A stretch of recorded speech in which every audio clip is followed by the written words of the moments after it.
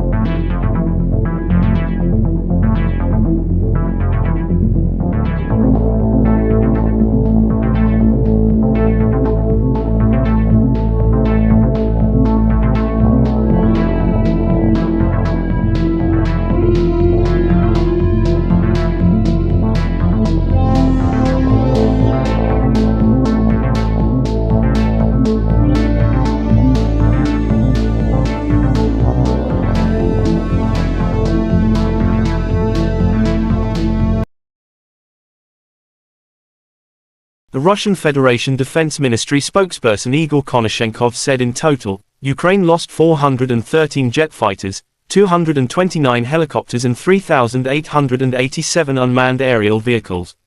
Also 421 air defense missile systems, 8,887 tanks and other armored fighting vehicles, 1,095 fighting vehicles equipped with MLRS, 4,679 field artillery guns and mortars, as well as 9,820 units of special military vehicles have been destroyed since the beginning of the special military operation.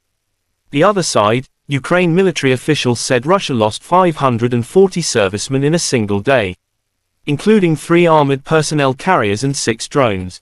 In total, Russia lost 189,640 servicemen. Ukraine also published footage of the gunners in cooperation with aerial reconnaissance, destroyed Russia BMPs in the direction of Bakhmut. Bakhmut's defense continues, said the official statement in Telegram. Russia and Ukraine conflict lasts for 429 days. There are still no peace agreements between two sides.